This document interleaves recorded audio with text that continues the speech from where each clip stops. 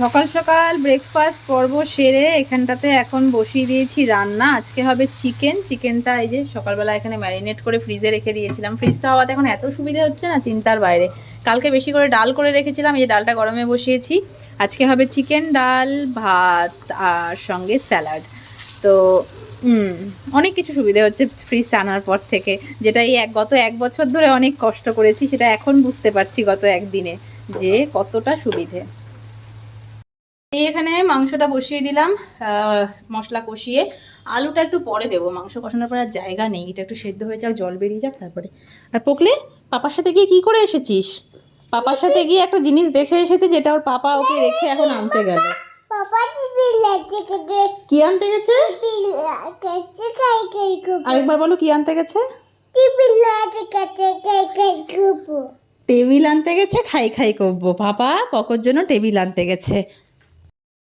আমাদের ঘরের জন্য এখন যেটা সব থেকে বেশি দরকার ছিল সেটা হলো ফ্রিজ, যেটা হয়ে গেছে অলরেডি।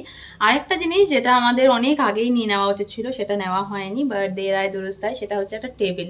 কারণ আমাদের যে অভ্যেসটা হচ্ছে ওই হাতে নিয়ে খাওয়া, সেটাতে না শান্তিপূর্ণভাবে খাওয়া যায়, আর না তো কোনো কিছু রাখা যায়, একসাথেও বসা যায় না। মানে রান্নাঘর থেকে বারবার করে জিনিস নিয়ে নিয়ে দিতে হয়। তো প্রীতম আর আমি কী করি, ও আগে খেয়ে নেয়, ওকে সব যা যা জিনিস লাগবে, তারপরে আমি খেতে বসি। আর টেবিল থাকলে পরে কি একসাথে রেখে নিজেদের মতন খাওয়া যায়, স্পেশালি পকোর জন্য। কারণ আমরা তো না হয় তাও হাতে নিয়ে খেতে পারি, ও এখন নিজে হাতে খাওয়া শিখছে, বাট ওই বিছানার মধ্যে খাওয়াটা, এটা আমাকে অনেকেই ব্লগে কমেন্টও করেছো যে বিছানার মধ্যে খাওয়ানোটা ঠিক না। কিন্তু আমাদের কোনো অপশনও ছিল না, যার জন্য আমাদেরকে ওরকমভাবেই খাওয়াতে হয়েছে। বাট টেবিলটা এখন যেহেতু ও বড় হচ্ছে, ওর জন্য খুবই দরকার টেবিলটা। তাই এখন প্রীতমের একটা পছন্দ হয়েছে, নিয়ে গেছিলো পকোকে ঘোরাতে, তো দেখে এসে ওকে রেখে এখন গেল আবার সেটা আনতে। এদিকে আয়, পাপা এসেছে, এদিকে আয় আয় আয় আয়। কই গো, একবার একটা নতুন জিনিস নিয়ে নিয়ে ঢুকছো? এই দেখ বাবা, নতুন টেবিল। এটা এটা কার বাবা? এটা কি করব আমরা এটাতে? খাই খাই করব। এই জায়গাটার জন্য এটা একদম ঠিক সাইজ। ঠিক আছে, সোজা করে দাঁড় করো। সরো সরো সরো বাবা সরো। এই যে মজবুত আছে তো।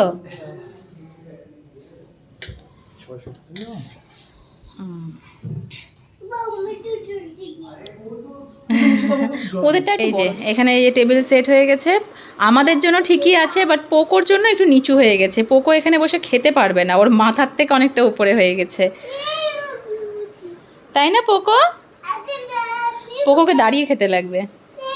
ওর সাইজের ছোট চেয়ার আছে কোনো? লম্বা টুলগুলো আছে না, বসতে পারবে, কভার আছে চারপাশে, তাহলে ওগুলো একটা নিয়ে নেবো ওর জন্য, একটা নিলেই হয়ে যাবে। এই এতদিনে মনে হচ্ছে যে না, টেবিলে বসে আমাদের জন্য তো একটু নিচু হয়ে গেছে, পকোর তো অসুবিধা নেই, পকোকে বসিয়ে দিয়েছি টেবিলের ওপরে, বাট নিশ্চিন্ত যেখানে খাওয়া দাওয়া করুক, যা কিছু হোক, টেবিলটা মুছে দেওয়া যাবে। তো এই জন্য একটা নিশ্চিন্ত নে বাবা।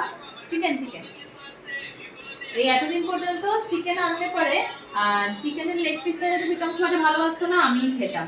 এই যে আজকের থেকে চিকেন লেগ পিস কখন খাওয়া শুরু করলো। এবার খালি মাছের মাথাটা খাওয়া শিখে যাবো না, তারপরে মায়ের ব্যাটায় জমিয়ে খাওয়া দাওয়া হবে। নে নে তাতে এই যে চিকেন, এই যে চিকেন দেখ, এই যে চিকেন দেখ। দুপুরবেলা খাওয়া দাওয়া করে সেই যে নাম থেকে তিনজনে মিলে ঘুমিয়েছিলাম, এখন জাস্ট ঘুম থেকে উঠলাম, প্রীতমের অফিস যাওয়ার টাইম হয়ে গেছে। তো এখন এই যে আমরা তিনজনই একসাথেই বেরোচ্ছি। প্রীতম চলে যাবে ওখান থেকে অফিস, আর আমি আর পকো একটু ঘোরাঘুরি করে, কারণ ঘুম থেকে উঠে ওর মুড ভীষণ অফ। তো এখন তার মধ্যে পাপা চলে যাচ্ছে, এবার ওকে যদি একটু না ঘোরাই তাহলে পরে আর 1-2 ঘন্টা লেগে যাবে ওর মুড ঠিক করতে। তো এটা হচ্ছে সব থেকে ইজি ওয়ে ওকে ঠিক করার, মুড ঠিক করার। যাই একটু বাইরে থেকে ঘোরাঘুরি করে আসি। টাটা করে দাও বাবা, টাটা। তো হয়ে গেল আমাদের ঘোরা, এখান থেকে এখন প্রীতম অফিস, আর আমরা এখান থেকে সোজা বাড়ি। আবার টাটা দিয়ে দাও, পাপাকে টাটা দিয়ে দাও। এই সুজিটা বানিয়ে রেখেই গেছিলাম, এখন বাজছে 7:30।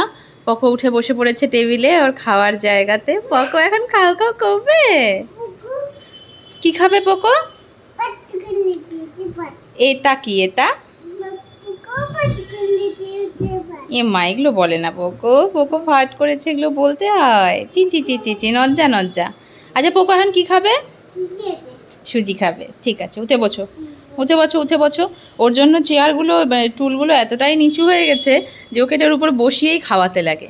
চলো, ওর খাওয়া তো হয়ে গেল। এখানে অনেক দিন পর আজকে একটু আমি দুধ এনেছি, তো ভাবলাম যে একটু বর্নভিটা খাই। অনেক দিন বাদে আজকে বর্নভিটা আর তার সাথে একটু কুকিজ খাচ্ছি।